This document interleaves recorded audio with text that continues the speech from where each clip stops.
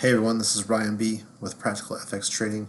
This is your weekly analysis for the pound yen currency pair. It is January 5th, 2020. So, if you want to make sure you stay up to date on all of our pound yen videos, make sure you subscribe by clicking the red button on the bottom right hand side of your screen. Okay, so we see with last week's price action that price attempted another stab at this high, the 144.53 area, which is this week's weekly R1. However, failed. So after not being able to reach this previous high of the 148, right, we have a good setup for a possible further decline. Also, this descending trend line I've got mapped out here. It goes way back, right? So if we look at this resistance zone, 144.53, it's pretty historically a nice little shelf. A lot of action above it for a long time. And then price kind of just last week went up and made its best effort, but was quickly rejected by sellers. And now is kind of sloping back down. So we see support at 141.16. We see price moving just above weekly support. So what might happen is price might just kind of dribble along here for a minute, and sellers might wait for another rally. Or we could see price kind of ease through this S1 down to S2. If we draw a parallel trend channel, so it's like look at something, for the 4 hour, if we look at this, gives us another idea of where price could move, right? So price could hang around this pivot before descending down there. So let's go ahead and add our moving averages. Add 3. I like to add them after I do the initial analysis because it gets the screen kind of cluttered after you put too many indicators on. And if you're ever having a hard week trading and you just need to get a fresh look,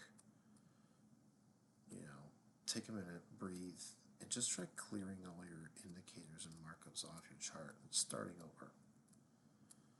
Sometimes you can confuse yourself, right? So you always want to make sure, that you take another fresh look. So I like to start without those and then add them later. Let's make this red one, this 50, a little bit thicker. All right. So we see in the short term, prices have been pretty bullish in September on this daily chart. A lot of big buying opportunities, some higher lows, and now we see price making that new high in the trend. So in the short term, there still is some upwards potential. However, with these two really strong bearish candles, can't help but think that price might be on the way back down. Also, it closed below the 50-week moving average, 50-day moving average last week. If we look the last time that happened, right now it really has to keep below that, but last time that happened was back here in May of 2019, and we saw a price drop from 146 to 127. So, when you're thinking about the future, look at the past, and that's some of that previous action. However, then we did have a bearish crossover of the 20 and the 50 happening as well, so we'll want to see that too. So price could hang out in this triangle between the 141.50 and 144, but I think ultimately we're going to see a further move down. Let's go ahead and look at our 4 hour. Okay, so here we go. This is a good example. Let's go ahead and take out volume. We see price now traveling below the 200 4 hours. So a couple things could happen here. Either traders are going to find this a great spot to buy, right, and try to make another rally, push it back above, or price will slowly erode through the support.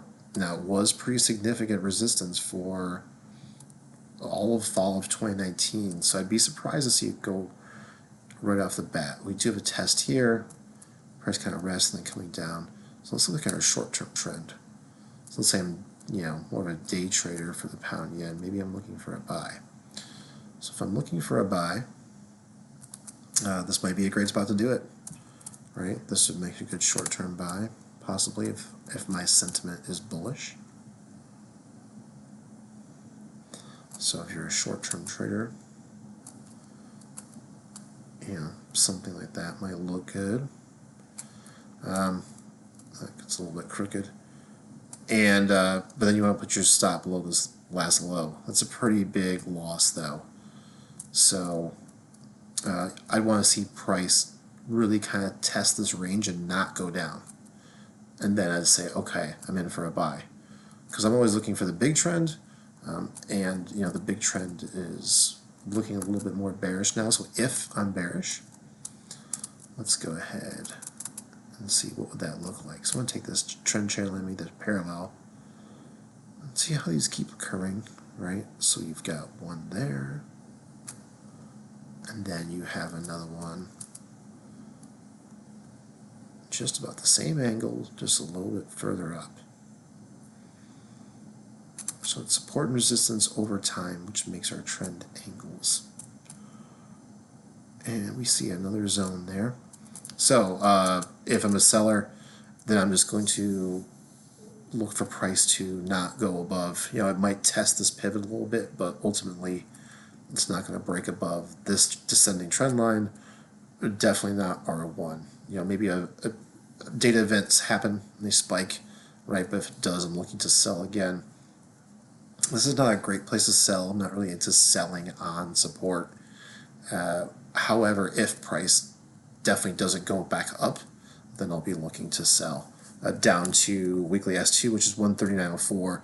And previously that held a while. I could see the price definitely going down here and then, kind of hanging out until February. So ultimately, short term, there's buy and sell opportunities in pound yen. I'm currently bearish. We'll see how trading goes this week. All right, have a good